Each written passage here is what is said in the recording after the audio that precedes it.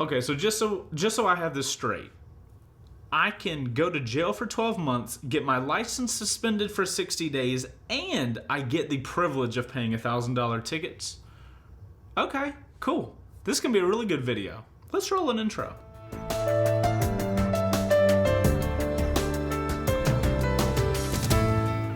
So guys, before I get started with this video, you got to make sure to watch the first video. I'll put a link in the description and a card thing that pops up.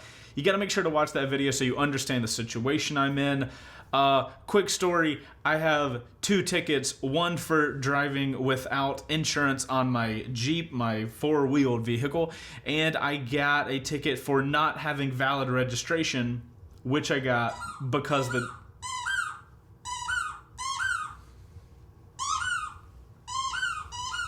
Oreo, are you... Could you not? Could you not do that right now? He said no. I mean, are you going to do it now, or... Are you camera shy? Okay. So, now that Oreo is done playing with his toy, I find myself in a situation where I have 2 tickets, one of which is driving without insurance, which I didn't do intentionally, at least. And because I got pulled over for driving with no insurance, it unregistered the tag that I had on my vehicle. So now I have $1,000 in tickets and I have to go to a court case. And I'll tell you more about that, but that's the general situation. Alright guys, so I've got these tickets, I've got this court case coming up, and you know, just the normal person I am, I'm like, you know what, I should do some research on what could happen at court just so I'm a little more prepared going into it. And I find these articles that tell me that one fine that you're able to get, like if the judge just is pissed off that day, I guess, you could go to jail for up to 12 months in Georgia for driving with no insurance. I swear to God. Check this out. So at this point, I've read like 100 articles on this whole situation, and this is just one of the articles that talks about this stuff. If you are caught without insurance in Georgia, you can get up to $1,000 in tickets. Check. I got 2 $500 tickets. License suspended for up to 60 days. So yeah, there goes my job, because like, if I can't ride, I can literally only work on motorcycles. That's the only type of content I can make. And up to 12 freaking months in jail. What in the actual So at this point, I've done this research and I'm like, there's an option that I could go to jail for this stupid situation. Now, at this point, I'm freaking out more than I was when Mr. Copman told me that I had a mandatory court date back 3 hours south of Georgia. Like, what the heck, dude? So at this point, I'm already freaking out because, like, I have to go to a court case, which has never done well for me. And then I do this research on this potential jail time for no insurance ticket. So at this point, call in the big guns, enlist my wife. We turn our bed in our bedroom into like squad headquarters. We both got our laptops out, like trying to look up all the lawyers, like the traffic lawyers in that county or that part of Georgia, because like I ain't about to go to court when the worst case scenario is I could go to jail. Nah, I ain't going into that without a freaking lawyer. So we're over there just like looking up every freaking traffic lawyer we can possibly find. Now guys, when I say I have bad luck with court cases, trust me, there was one time I got a ticket where I was actually doing stupid stuff, got it all reduced, had to go to a jail to get fingerprinted, and ended up getting held for 4 hours and actually booked. Like, so I don't mess around with court cases anymore. So a lawyer was definitely going to be found. Anyway, don't want to get into that. That's another story. Also, link in the description. That was also a fun one. Okay, so we now have a crisis zone set up in the bedroom where we're trying to figure out and find a lawyer for this whole situation. So Heather goes downstairs, gets the mail, and she's opening up the mail and sees a letter from the courthouse, the same courthouse that I have to go to in a week and a half. And here's the little screw that got thrown into our beautiful, beautiful plan. Heather opens up the mail, and it says, "Hi. Due to an overbooked schedule on March 14th, we are having to move your court date up 1 week to March 7th. My friends, I got that letter On March 3rd, 4 days ahead of time. Welcome to Monday. So I started freaking out even more. Good times.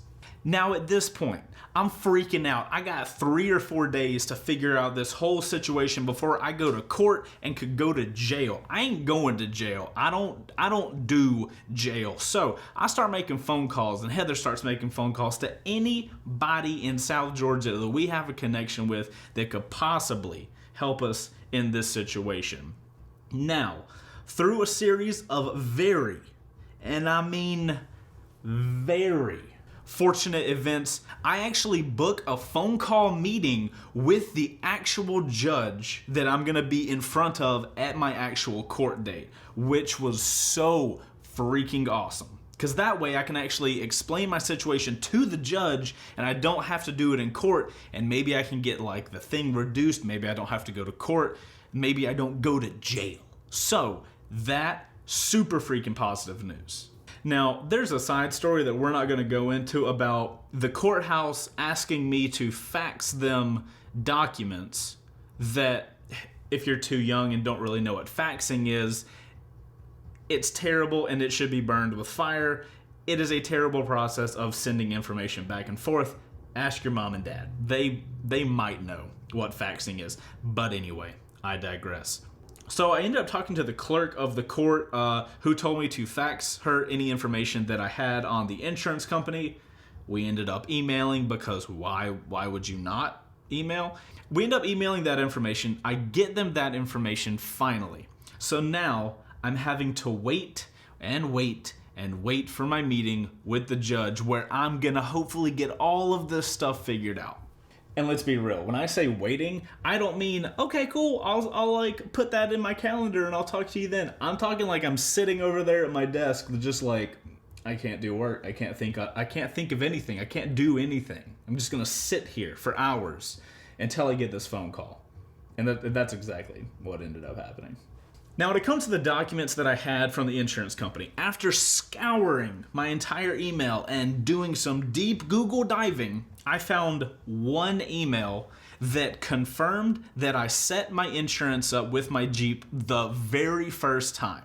It showed how much it was going to cost, the Jeep, all the information. And then I also sent over the little insurance booklet that the insurance company sends you after you set up an account. So that way she could see that literally, you could even see the time on the booklet of I was literally in the car with the cop behind me. I got the ticket at, let's just say 1:02. I had insurance at 1:15. You know what I'm saying? Like 10 minutes after I got the ticket written to me, I had insurance on the Jeep. So that's what I ended up sending to the judge. All right, so the time finally comes where I give the court a call, the clerk answers, she sends me over to the judge, and I'm like, all right, bro, this is your moment. You're gonna kiss butt, you're gonna suck up, and you're gonna be really freaking respectful, and you're gonna make something good happen.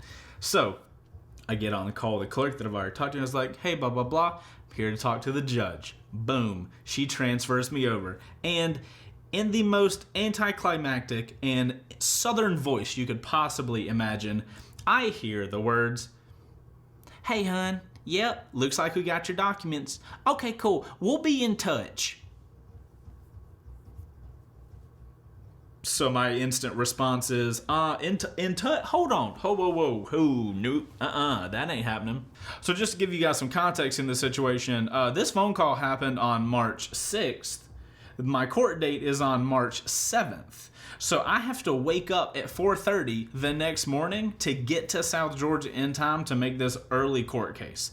So when I talked to the judge at 2 o'clock and she said, we'll be in touch, I'm like, if you in touch too late, I'm gonna have to go to sleep to wake up. Like, nah. I'm like, okay, cool. At what time should I expect to hear from y'all in order to know when I should call back just in case? Because like I cannot let these people leave their job that day without me knowing something, because otherwise I ain't going to sleep. It's going to be a terrible freaking night. Keep in mind, there are only 2 insurance photos, like 2 photos that they have to look at. Whatever. She tells me they will be in touch by 3:30. These are government employees that probably get off at 5. So we're cutting it close, but we're going to make it. So I'm in my head, I'm like, you know what? That's fine. If I don't hear from them at 3:30, I'll give them to 3:45 and I'll call them. We'll make sure we'll still have an hour. We should be fine. Now, while they told me they needed an hour and a half to look over 2 images, I don't really care. Whatever. It is what it is. I was hoping to talk to her on the phone while she looked at the documents, but she's looking at them. I'm in front of her. I've got this like meeting situation, so I'm thankful for that. I sit there nervously for about an hour and 10 minutes, and when 3:10 rolls around, I get another phone call, and I'm like, all right, here we go. Round 2, baby. Let's do this thing. I'm sitting here doing like this, watching my phone for an hour and 10 minutes. Then it rings. It's that same number that I've been calling. It's the clerk. I answer. She says, wait for it. Hey, hon, so we looked at your information and we're going to drop the ticket, so you're good. Could you repeat that one more time? Say what?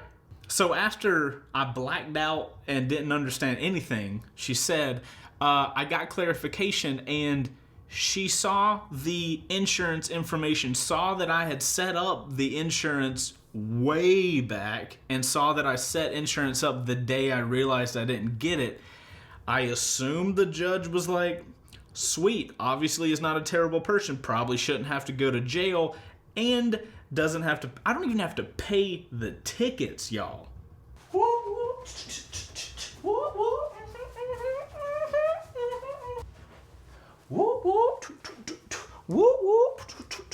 Oreo, Dad doesn't have to go to jail. Are you excited? I think that's a yes.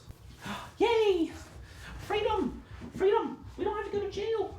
So, now that I don't have to go to jail, now that my license isn't going to get suspended for 60 days, and now that I have an extra $1,000 that I don't have to pay, I think we should finish this video on a motorcycle, since I can do that now.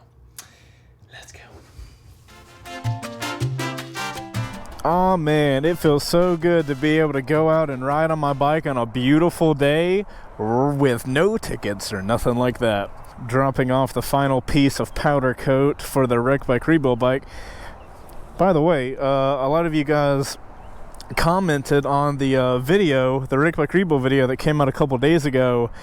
Nobody's getting it in their sub feed, so I guess YouTube's being stellar as usual. So if you guys haven't seen episode 20 of Wreck Bike Rebuild, it is live. Put a link in the description because YouTube hates me.